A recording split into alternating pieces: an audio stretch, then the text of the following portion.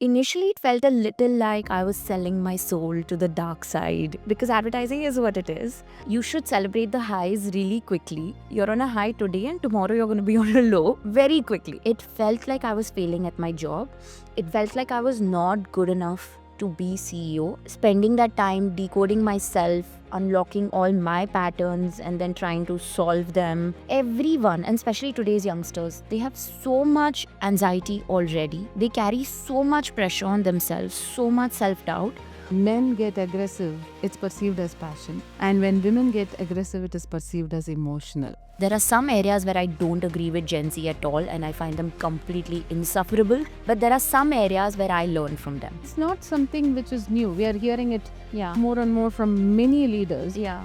Reach work at 9:30 a.m. every day. It sounds so basic, but do it every day for 10 years. You have no idea the power you will have. Consistency is one thing I really hope younger people learn. And he said if there's ever anything going wrong in any of his offices, like 17 offices all across the world, he would throw an Indian woman at it.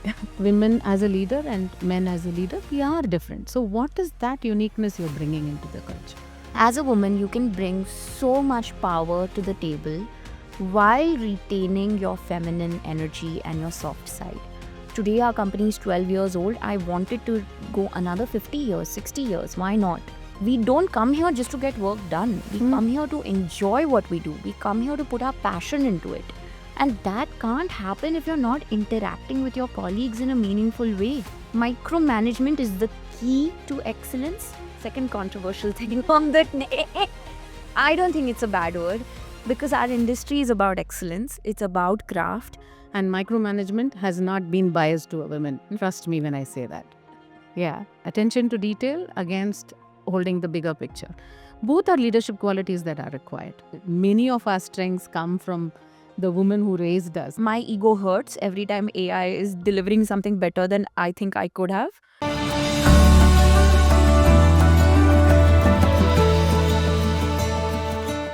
Hi Mithila, welcome to the CEO Effect. Hi, thank you so much for having me. I'm so excited.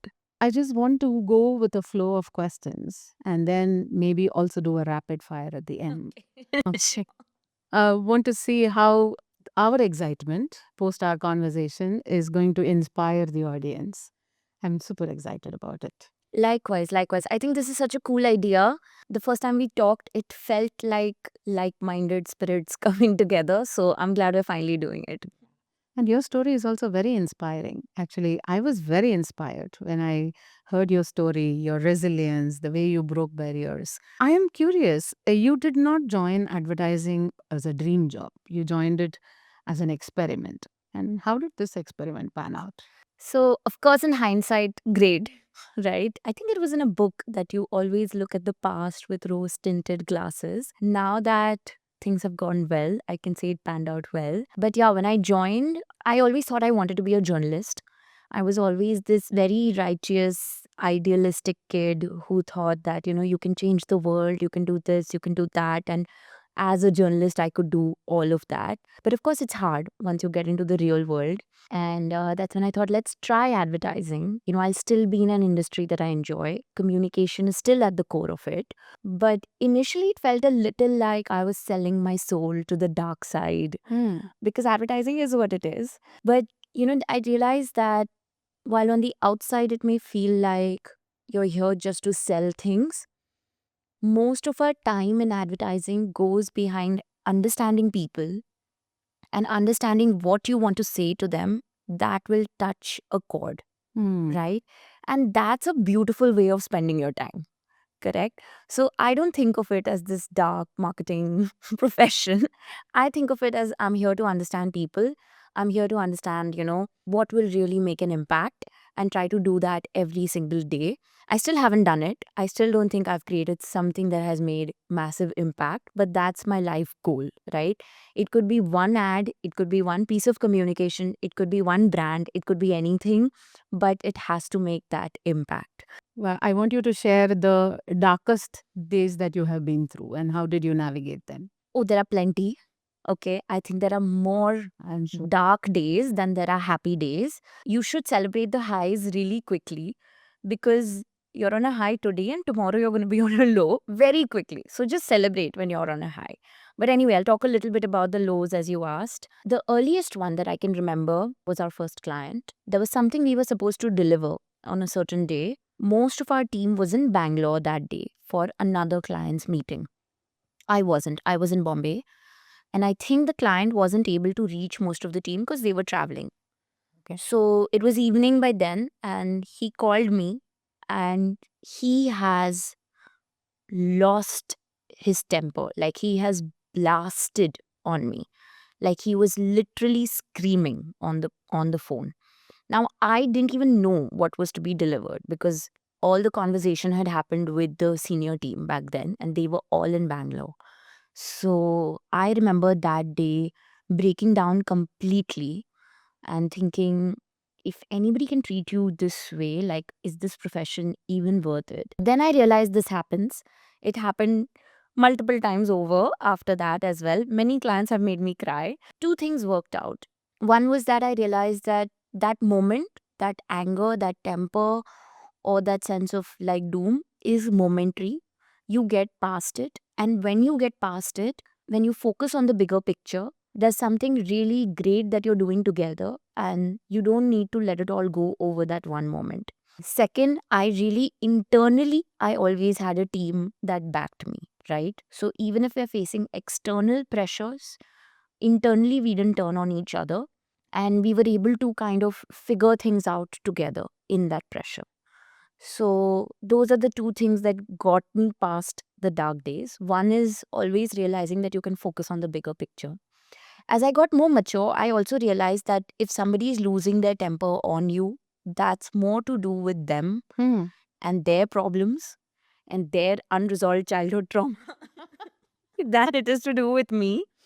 So I actually started feeling sympathy for them over a period of time, right? If somebody is losing it at you in the workplace, in a professional equation, I feel bad for them at this point because I can see that they are carrying so much pressure on themselves and they are not able to handle that pressure, right? So that took a few years. So now the dark days don't hit as much. I think the second area where the darkness really took over was, so when I took over as CEO, the first year was amazing. Hmm. This was 2022. We did really well. Our company grew. We won a lot of new clients. Existing clients were in a good place, and this was us coming right out of COVID. So it was a big bounce back year. And I was always an overachiever in school, so that report card mentality stays. So my report card was like A plus, A plus, A plus, A plus. The second year was a little stagnant. It wasn't a downward trend, but it was stagnant at least until the almost mid of the third quarter. And then, so the mid of the third quarter and fourth quarter is when it picked up. Hmm. But till then, it was stagnant. And then there was a point where it felt like I was failing at my job. And back then, I didn't know that it's too soon to start judging your job within 1 year as CEO, right? But it felt like I was failing at my job. It felt like I was not good enough to be CEO. I still feel that many days. So that's that dark side that then when that creeps in and you start doubting yourself, and that has nothing to do with anybody treating you badly or anybody doing something wrong to you. It's just a result of the actual output, right? That the results that you wanted are not unfolding. Those darker days are harder to get out of. I particularly have a tendency to take a lot of blame on myself, feel guilty about things that are not even in my control. And in those moments, I don't know. I still don't know what is that one thing that can get you past in those dark days. I think if there's one thing I can leave for the audience watching this is just that even when you feel you're not good enough, your job is just to show up, to be there, and to keep doing everything to the best of your capacity, right? Then there will be too many external factors. Every industry, every profession involves multiple people and multiple stars aligning for it to really work out.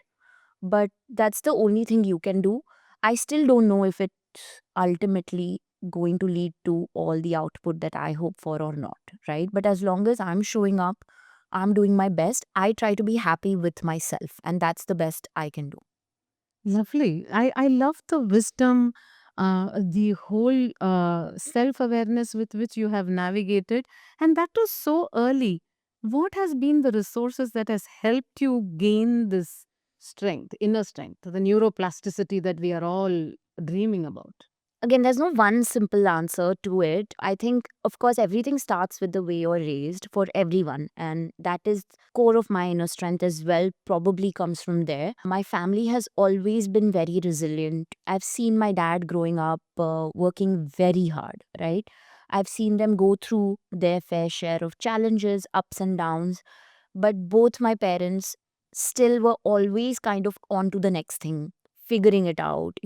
There was always this thing of, yes, it'll get done. Yes, it'll get done. We don't know how, but we will figure it out. Right. So I think that I saw at a very young age. And I think from the stories I heard about their parents, or even my great grandparents, it seemed like that's a trait that follows through, right? That was always there in the family. And then I was also lucky to meet a lot of great mentors, including my boss, Raj Kamble, who's the founder of the agency, or the clients I worked with, or, the people I worked with.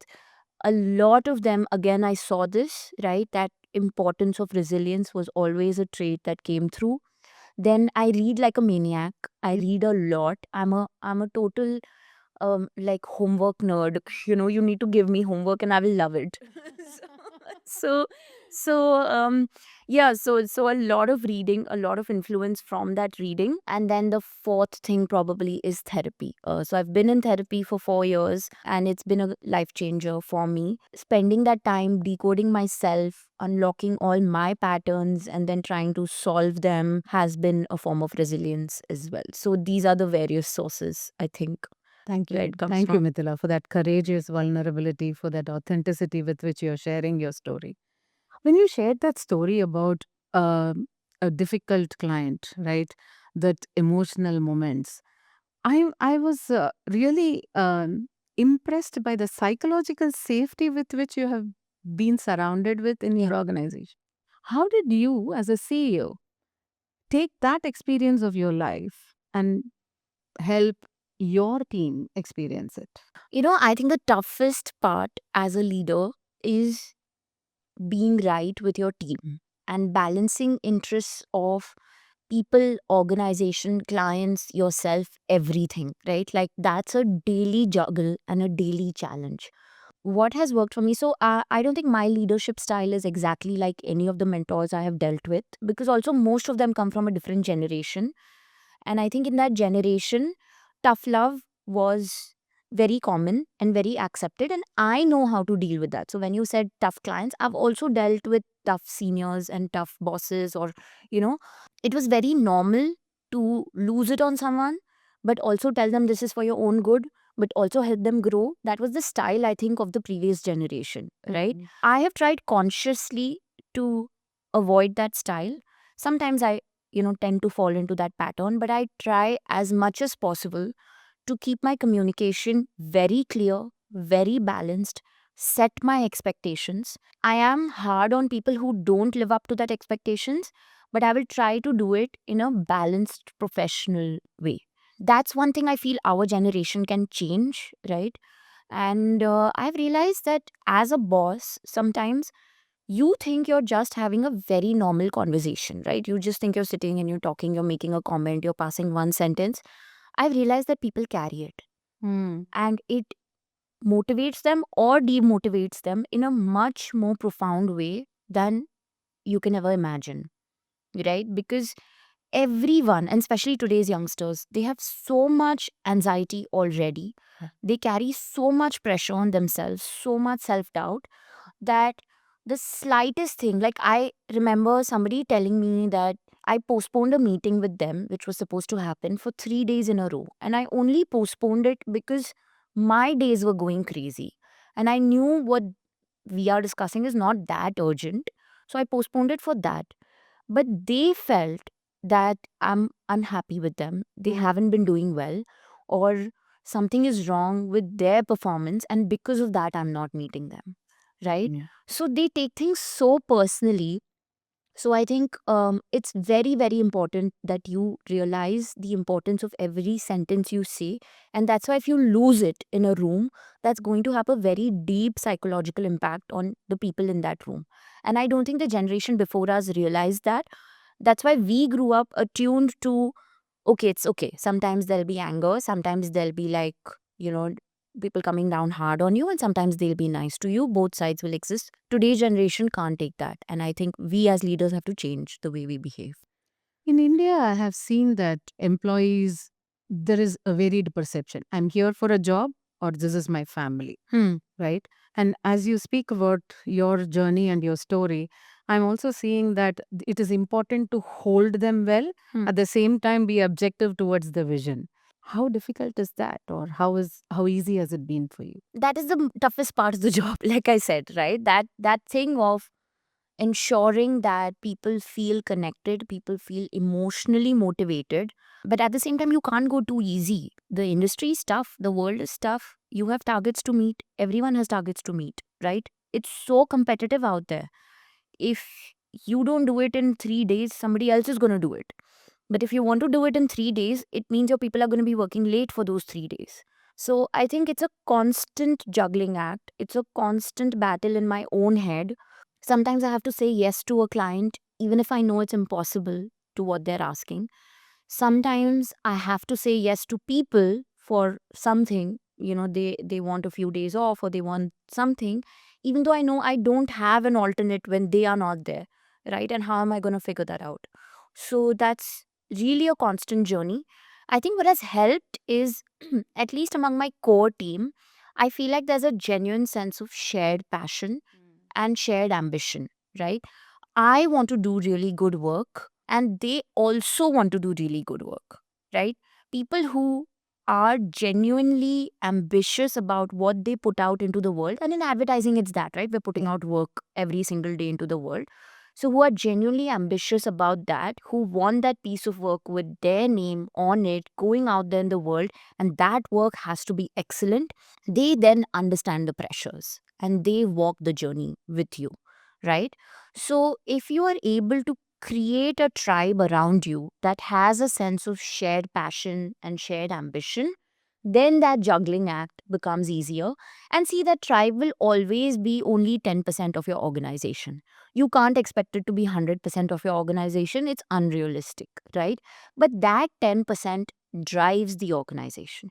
So then, if the other 90% is doing it just as a job, they are not so interested, or they are sometimes slacking off, etc., it's okay, right?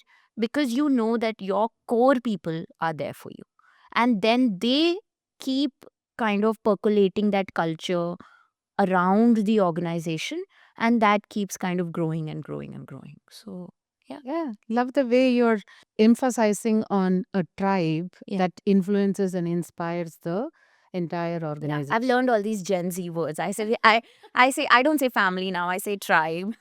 I say, No, I think tribe isn't real, and I think it is true to a large extent. You need like minded people to come together as a tribe, and tribe is the best way to describe it. yeah.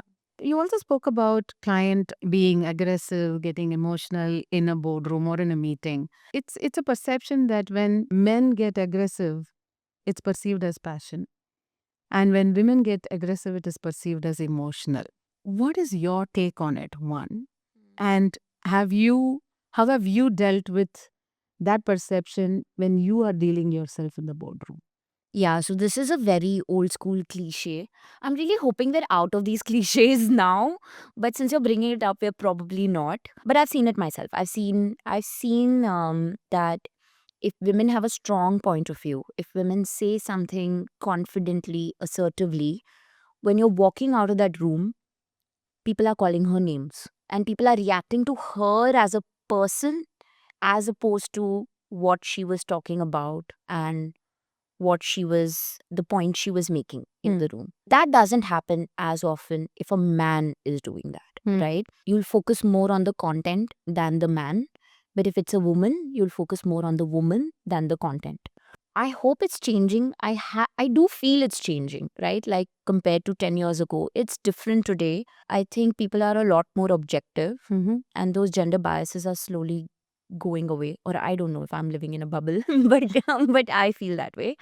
I think what's also changing and has to change more and more is that regardless of gender, people need to keep conversations in the professional atmosphere more objective, more balanced, more professional. And that's something we're all learning, we're all growing into, right? Yes.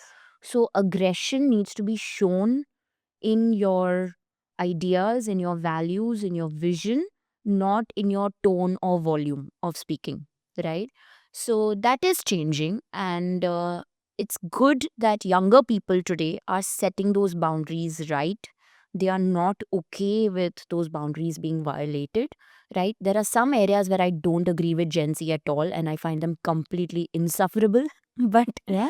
yeah, but there are some areas where I learn from them, Hmm. right? And I think boundaries is one of those. Today's modern world is about setting the right boundaries. I think men and women both are changing. So that question of perceiving aggression as emotion or Yes. passion will hopefully become irrelevant soon enough, right? Because aggression will be displayed in the right way. Yeah. Ideal world, but yeah, I think we're walking towards there. You also said that you find Gen Zs insufferable. If you were to give one Shouldn't have said that. piece of advice to them, right? Mm. It's it's not something which is new. We are hearing it Yeah. more and more from many leaders. Yeah. That it is very difficult to work with Gen Zs, and there are some who say we love what we are experimenting and experiencing. What would that advice be from you to the Gen Zs to say, hey, if you could understand one thing about us and it will make our collaboration better, what would that be? So I don't see it as so much us versus them. Mm-hmm. Okay. I use Gen Z as like a broad term, but it was more about people who are experiencing the real world today, right? Their experience of the real world has started in this world, which is much more chaotic, much more stressful than our world was, or at least it seems that way, right? When we started our careers, I think it's because of access to internet, social media, right? There's always like, it just feels like there's too much pressure on them as opposed to us. I think if there's one advice I would leave for younger people watching this, it's that don't allow all these external factors to bog yourself down so much so quickly, right? It's way too soon, right? The world is not taking you as seriously as you think it is. Mm. Okay, it'll take time. It'll take time. I think your job is just to do whatever's the best you can do, but do it consistently. I think consistency is the biggest weapon anybody has up their sleeve, and it's the easiest thing to do. Reach work at 9:30 a.m. every day, Mm. right? It sounds so basic, but do it every day for 10 years. You have no idea the power you will have, Yeah. right? So, consistency is one thing I really hope younger people learn, because I see them kind of committing to something with a lot of passion very quickly, expecting very quick results, and then getting demotivated very quickly when it's not happening. So, Mm. the passion goes very high and then it drops, right? So, I'm saying do neither, right? Don't be too excited. Come, do your work, see where it's going, see if you're happy, but give it time. Mm. Okay. I think that kind of up and down of dopamine and instant gratification and all of this is probably where they are losing that sense of consistency. And that's why the older generation is perceiving them as flaky, irresponsible, all these words that get thrown around. I don't think they're inherently irresponsible. In fact, they want to do a lot, right? And they really want to make something of themselves. It's just that they are putting themselves in 200%, expecting 200% result, and then getting disappointed also 200% when it doesn't happen. It's a very basic, boring thing to say, but I would just say do the small things every day, do them right, right? The journey will work itself out. That was interesting. The most misunderstood generation, the Gen Z generation. I've had very interesting experiences with them. I coach Gen Z leaders. I see this controversy differently in different organizations, and it's an interesting story that I'm sure will unfold and show it's how the new generation is going to emerge as wonderful leaders who are going to lead our world. Thank you, Mithila, for bringing that topic. So here's a tough one. Do women leaders also sometimes unintentionally play into stereotypes? And have you been caught into one? Oh, that's a big one, you know? So I think obviously stereotypes exist because they've happened, right, over time. Stereotypes don't come out of thin air. So there has to be some reality to them. It was probably truer of the generations before us. I think two areas where I think women at work need to work more. And I catch myself doing this and kind of holding myself accountable for this often is, how women relate to other women in the workplace. I have seen it myself that I think a lot of younger women are more open to a tough male boss than a tough female boss. And then I ask myself, have I been guilty of the same thing? When I look at my former bosses or colleagues or clients, right? Am I more open to a male counterpart standing up to me, being assertive, than a female counterpart, right? Mm. Do I get more emotional or more unhinged in a conversation if it is a conflict with a woman at work as opposed to a man, right?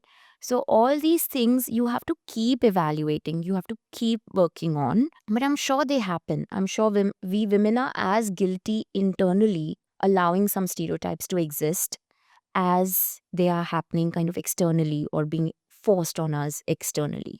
So it is for us also to introspect. It is for us to arrest ourselves when the times come. And it is for us to create a more objective, equal environment throughout, even for the men. The other side is also true. Do you stereotype men? Right? As women, do you stereotype men? You may do it jokingly. You may just, pass it off as a laughing comment, but you're doing it, right? Long time back, someone told me that if there is something going wrong, this was a leader, a CEO from the US of a Mhm. massive global PR company. And he said if there's ever anything going wrong in any of his offices, like 17 offices all across the world, he would throw an Indian woman at it. Okay. Oh. And when he said it, it sounded empowering in a way. But then I'm like, why a woman? So in a way, you are then putting the men down, that the men can't solve those problems and women can. I've even had a client tell me once that she thinks that women in client servicing are a lot more diligent than men. I'm like, no, I don't think you should ascribe a gender to it either way. So, yeah, so I think women are guilty of stereotyping themselves, of stereotyping other women at work, of stereotyping men. I'm sure I've done it at some point, knowingly, unknowingly, but we just have to keep continuously working on it. And be more conscious of it, Yeah. I guess. Thank you so much. It has been a constant struggle to maintain this balance between accepting authority from a woman and accepting authority from male counterparts. Yeah. And thanks for highlighting that. And it's extremely important to keep ourselves in check because that's our natural tendency, right? To keep it at check, keep it being more self aware. At the same time, doesn't it also, sort of please us when we hear throw an Indian woman into the arena? Exactly. My first reaction was like, hearing wow, it, that's yeah. great. I love hearing that. But then I was like, but what does it mean for the men? Are you saying the men are not competent enough? What does it mean for other countries? There's so much bias in every single thing you say.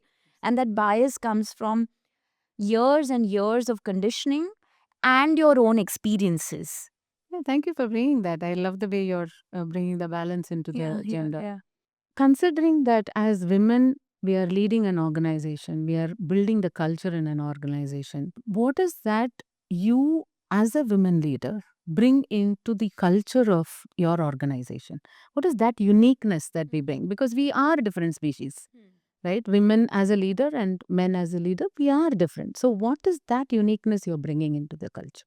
So, somebody said this recently. I was doing a yin yoga session. Coach was walking us through a lot of emotions as we did the session. And one of the things she said really stuck with me. She said, in this moment, you should be feeling powerful but soft, right? And that phrase stuck with me.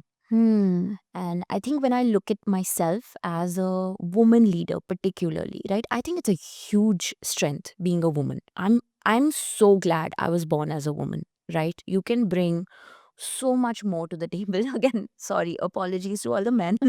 I, I like I said, everybody has their own strengths, but as a woman, you can bring so much power to the table while retaining your feminine energy and your soft side, right? And that powerful but soft, that's something very innately female. And I try to bring that to my leadership. What that means in play is really, of course, you need to be strong headed when it comes to your goals, your ambitions, the craft you seek from your work, the excellence you seek from your people, all of that needs to be dealt with in a certain way. But that doesn't mean you can't have empathy, Hmm. right? How do you balance those two? That doesn't mean that you can't be vulnerable.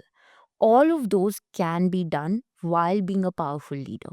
And nobody's perfected it. I don't think anybody has the right kind of formula for this, but I try to do it every single day. So powerful but soft, right? I think that's something that me as a woman leader would like to bring. And I think if you do your work in that way, like soft would almost be a bad word, right? In Mm-hmm. leadership, like somebody would, if somebody says he's soft or she's soft, it is perceived as a bad word, Mm-hmm. right? But I think that's our unique strength, that can you turn that into a strength, and that soft strength I think is much more sustainable in the long term. You won't fizzle out, you won't run out of fuel, you will build an organization that lasts longer, even if it's not making headlines every single day. Today our company is 12 years old. I want it to go another 50 years, 60 years, why not, right? And I think that's that ingredient that will keep it going. Beautiful. Mm. So, thank you for bringing that softness. In leadership, Mm. the right word would be gentle. So, what we say is, as you grow from a reactive leader to a self authored leader, unleash your creative flair. And when you unleash it, that caring connection comes beautifully with that gentleness that Mm. you Yeah. approach your team. Yeah. So, Yeah. in this case, I would perceive that softness to be that gentle, caring connection that women naturally have in them. Yeah. It's good to embrace it, Yeah. right? How would you utilize this strength, put in certain rituals or practice into your organization, even if it is unpopular in the beginning? Have you seen it being appreciated later? A lot. A lot of my partner and I at work have had a very specific way of working since day one. Mm-hmm. It has been against popular opinion very often, but we've stuck with it, and I think we've attracted like-minded spirits, and that has worked for us. So I think number one, when COVID ended and it had become safe to kind of interact in public spaces, and offices had opened up, etc., we switched back to work from office very quickly. I was a big advocate, right? As soon as it was, people were going to concerts, people were already going to restaurants, people were doing everything, but offices were still hybrid or work from home. I was like, not happening, Mm. right? So that's that side where you don't relent on some things.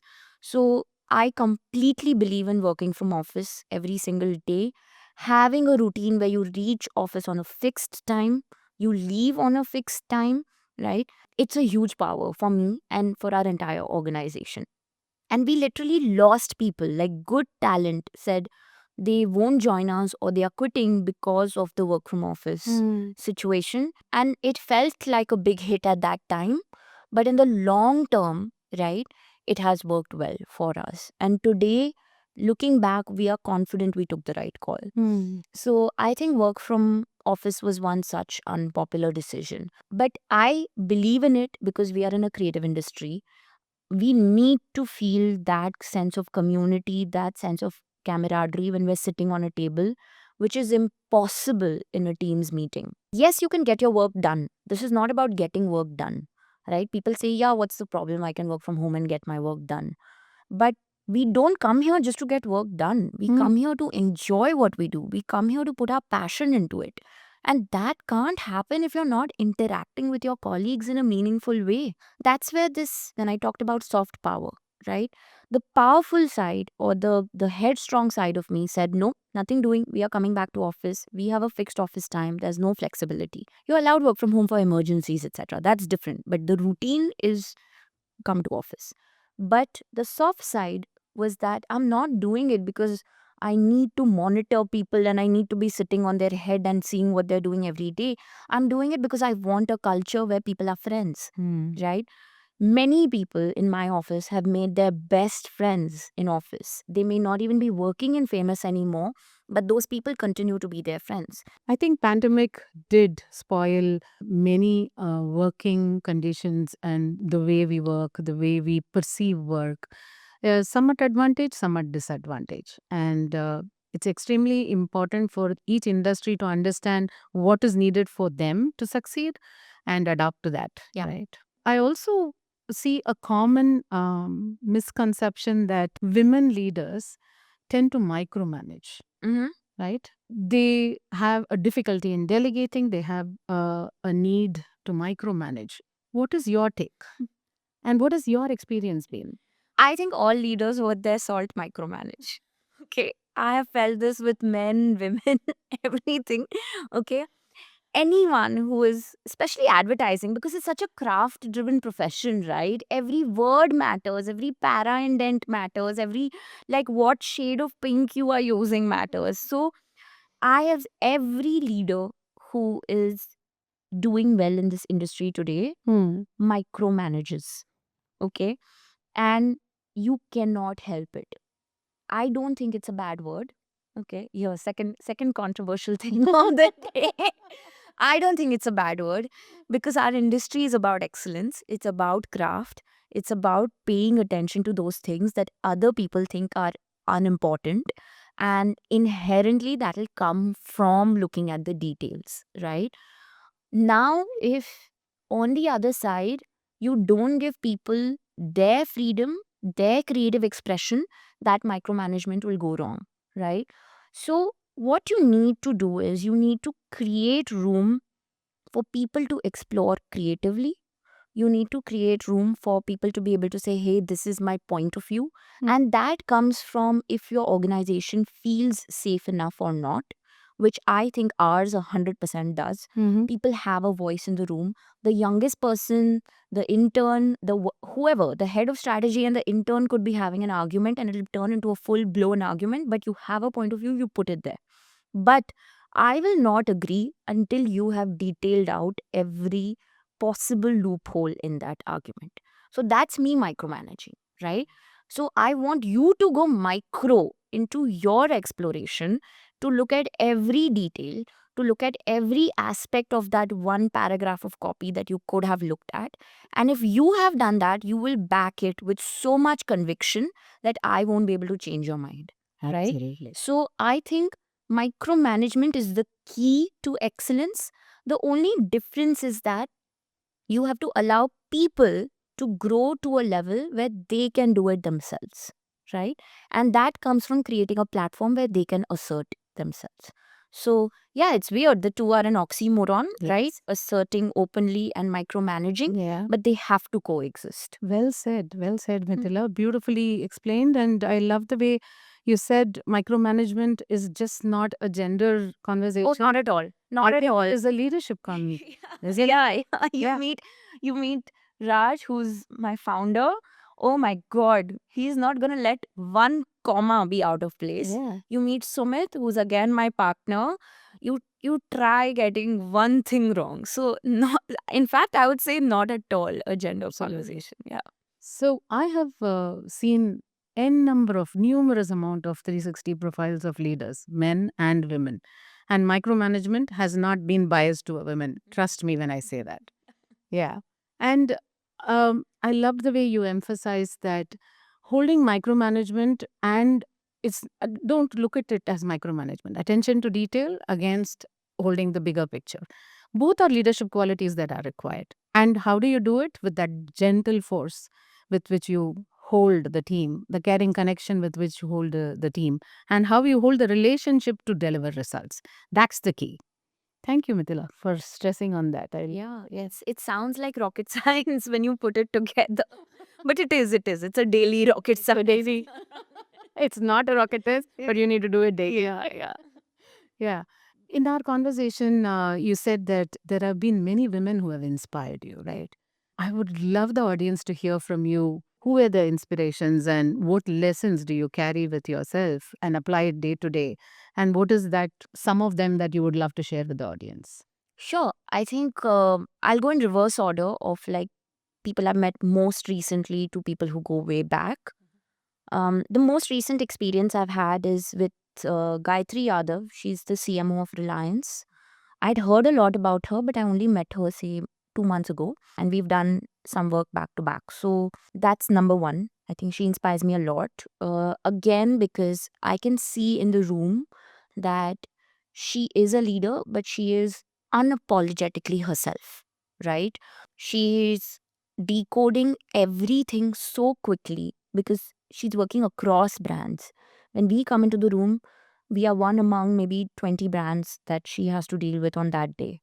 But decoding it quickly, giving clear feedback, right? And having a very sharp point that we should leave with, I've seen her do it in a matter of seconds, right?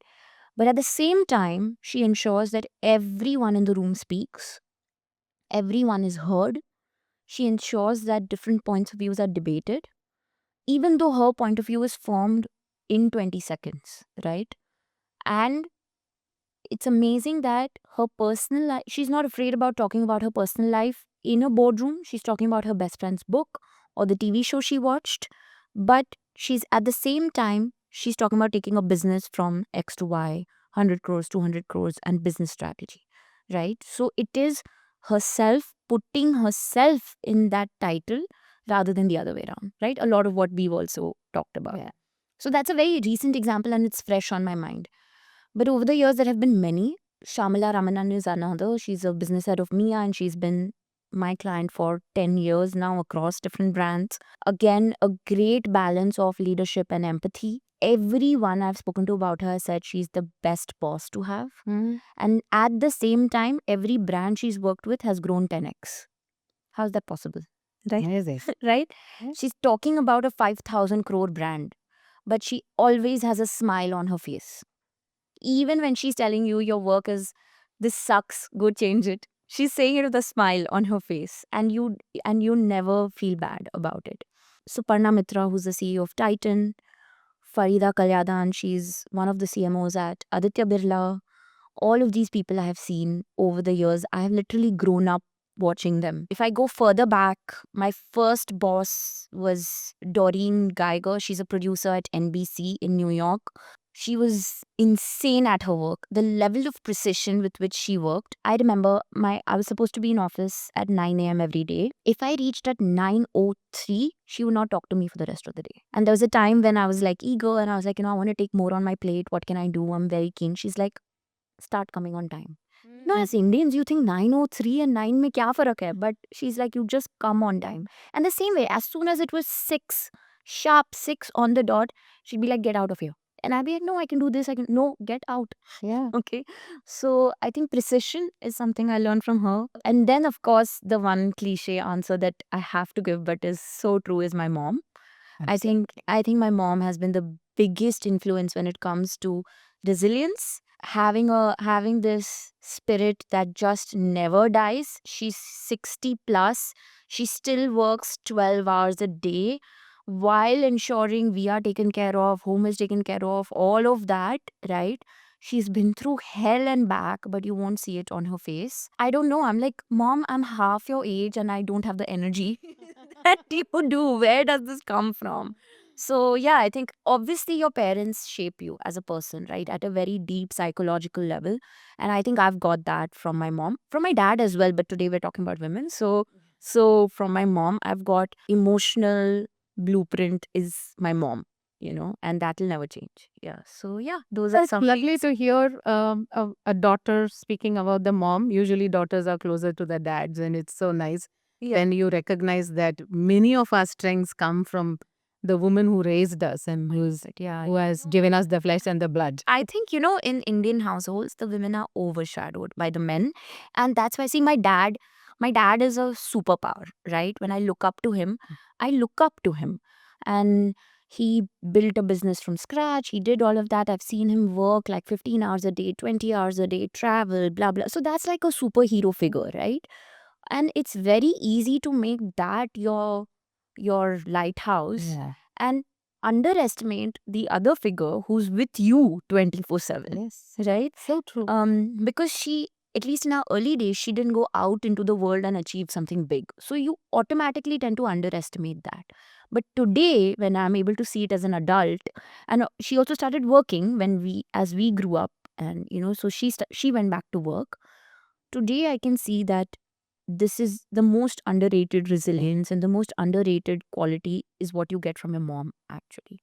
Thank you. Thank Mm. you for that tribute to the mothers who have raised us, and also for sharing about discipline, about excellence, about systemic thinking, caring connection, about relationships, all that women have inspired and the lessons you have taken.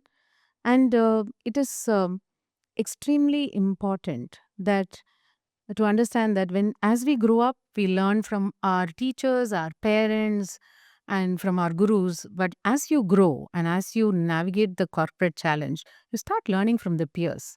The beautiful story of you learning from the client, right? Yeah. Yeah, that is a view. I have learned a lot from my clients. Yeah. This whole composure as we deal with complexities in life, how much the composure becomes important in leading the way for yourself and for others. I think that's the key lesson here. Yeah.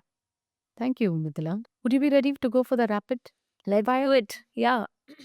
I don't have coffee, but we will still do it. Yeah. You're a coffee lover. That is understood now. So that's a question I'm going to skip. Okay. Coffee or tea? Mithila is for coffee. Yeah.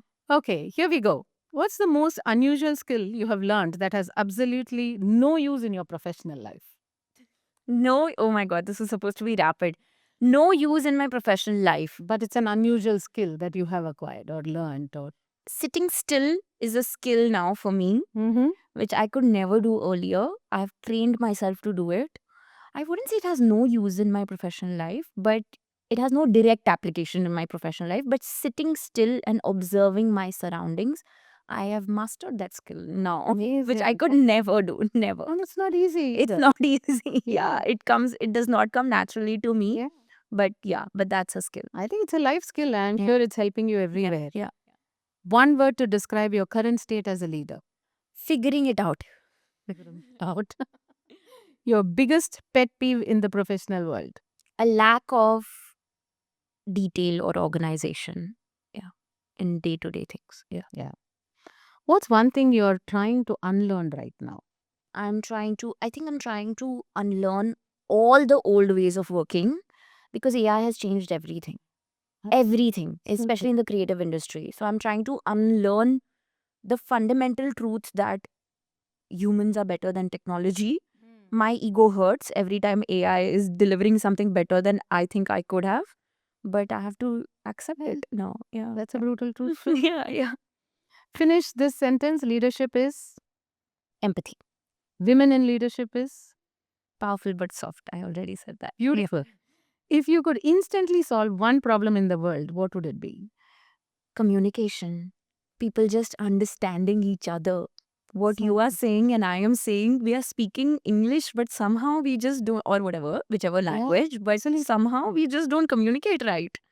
Thank you, Mithila, for this honest conversation, straight from the art, just sharing all the Of truth. course. Thank you for making the space for me to do that. So, yeah. I'm sure it's going to be an interesting conversation for everybody to listen to. As a closing statement, what I would love to hear from you is you've grown from an intern to a CEO in 10 years. And if someone out there is aspiring to climb that ladder, the same, what would be that one brutal truth that they need to know or hear? I'll focus on women because the whole conversation has been around women. I think women, very often, I feel this, that a lot of our conversation is around external stereotyping on women. But more often than that, what I have seen is that women hold themselves back a lot more than men. right? They don't assert themselves strongly enough. They don't ask for their rights. They don't believe in themselves as easily. Men sometimes come with a very natural sense of entitlement, which works in their favor. You know, women don't do that. If there is a man and a woman in the same role, and I've seen this, in the same role, doing the same exact thing, delivering the same output, the man will come and say, I deserve XYZ and you need to give it to me because I have delivered this. The woman will not come and say that. She will say, what do you think? What should be my next step? That's a beautiful point. Right? So I think women need to assert themselves more. They need to stop holding themselves back. See, this can't be empty assertion for either gender, right? It has to come from a place of learning, knowledge. Like if you're making a point in a room, you have to read for 3 hours before you make one sentence. Experience, learning, knowledge, input, all that matters. But I'm right now assuming the two are at par, right? That the men and women have learned equally. You will still see that the men speak up more than the women. So that's one thing I'd like to leave for all the women out there. Do not hold yourself back. Nobody is seeing you differently or less than other people. You are seeing it yourself or you are doing it to yourself, right? And the second thing, because you framed this around 0 to 1 question, right? When you said intern to CEO, the second thing that I want to say is that, the journey looks easy, or at least today it feels easy, but it's actually on the day that it's going to break you entirely. That's the day that decides whether you will end up there or not, right? The day you just can't. It's not the good days. It's the day when you feel like today I can't even get out of bed. How you behave on that day will determine your journey. And if on that day you can still process, you can still keep going in whatever your best capacity is, then you're taking a step forward. Wonderful. That's an inspiring, advice. And how you are dealing with that disruption that is happening in your life. How do you disrupt that disruption? That is the beauty, and that is where your resilience and neuroplasticity goes up and you scale. Thank you. That's such a great way of putting it. Disrupt the disruption. I love that. Yes. I'm going to use it. I'm going to use it. Absolutely. Yeah. Awesome. Beautiful. Thank you so much. Thank And you. wonderful lessons shared. Thank you. Thank you for having me. Thank you for creating this CEO effect. And congratulations on everything you're doing. Thank you. It's not possible without people like you. Thank you. Leaders like you. Thank you. Awesome. Done.